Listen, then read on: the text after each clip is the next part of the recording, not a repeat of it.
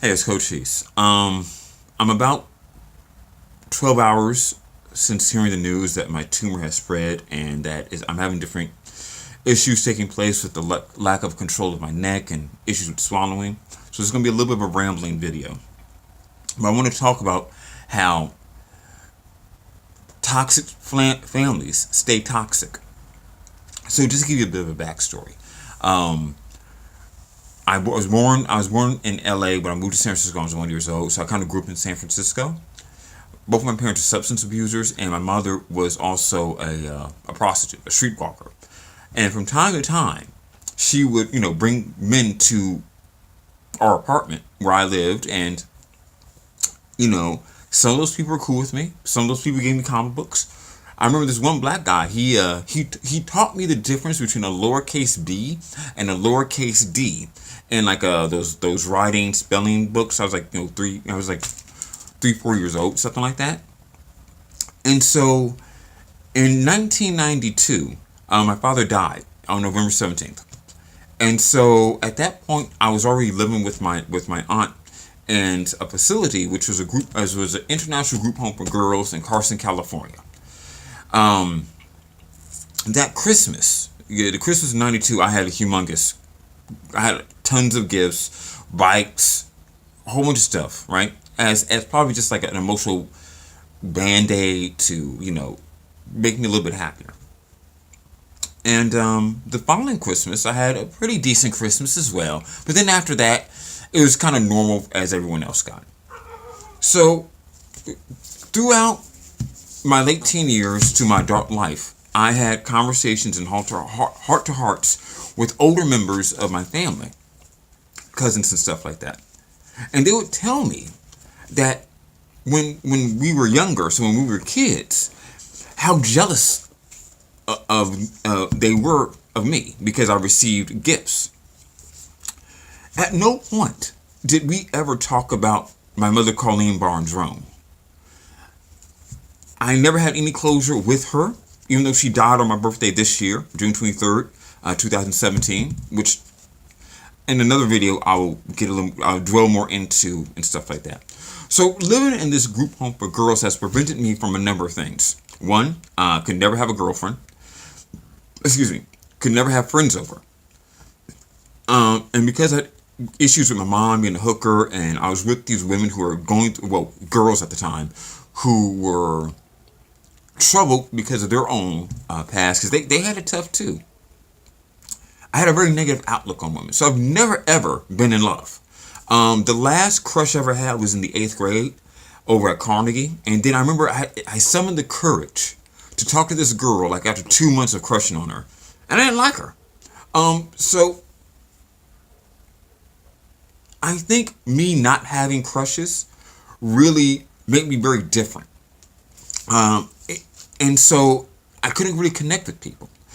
Um, I remember having older cousins tell me that they were jealous of of of our childhood because I received gifts, and all of them, the older generation of my family, like my generation, the older ones, all had it tough. Now, who had it tougher? I don't know. And this is the problem: is that the reason that I feel that none of those issues, because the younger kids have no idea who this woman is, who Colleen was, what she did, is because my pain and my experiences are a threat to breaking the narrative that in my older generation's mind that they had it the hardest. So I feel as though, like, a lot of people, a lot of my family would say, "Oh, we're a Christian" or something like that. That's not true. To feel as though that because you had a hard life that you deserve material things or whatever, that's karma. And when I was doing this thing called Idea Coaches back there, I kind of talked about it. So basically, it runs like this: the problem with karma is that you sit around and do good things and take good actions that are generally vague. Like it's like sounding like positive vibes, which is kind of like, it's pretty arrogant because you think of yourself as this radiator or battery or server of well intentions.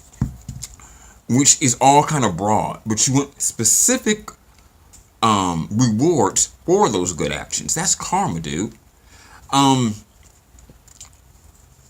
I I had a conversation with a old friend of mine about this on Facebook. I used to be a substitute teacher, and I can tell you that a lot was the problem with a lot of people and a lot of younger people is that they uh they feel as though I feel as though is that people think of their lives as a story, and because of that, it's like you have to have certain narratives in your head.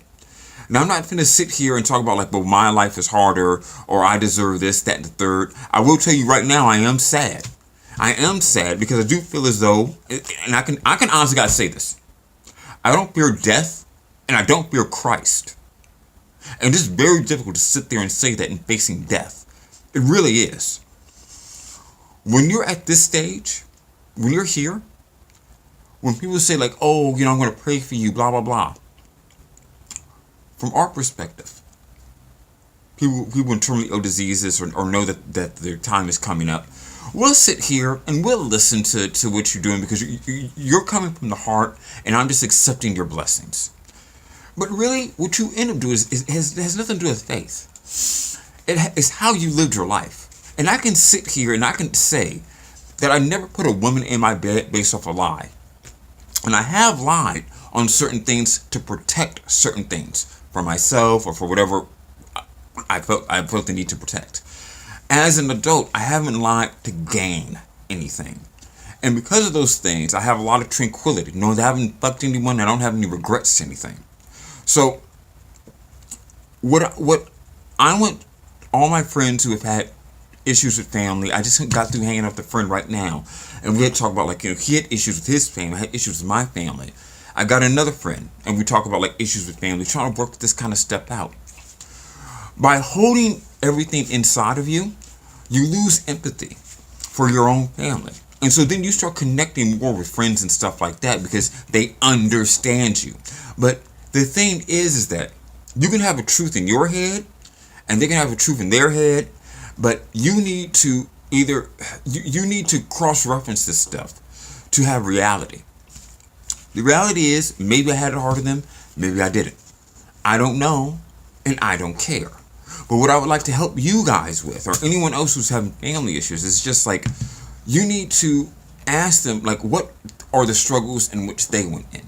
Because otherwise, by holding that back, you're just going to sit around all day thinking that you had it the toughest, and it doesn't matter, the hardship someone else faced.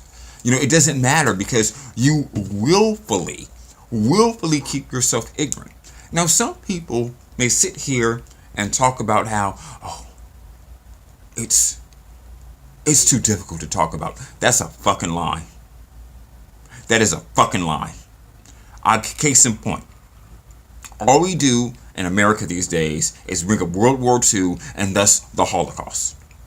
Right now, in 2017, there's all these different rape victims coming out from 20, 30, 10 years ago. So on the macro and the micro level, nothing is actually too difficult to talk about. It's not.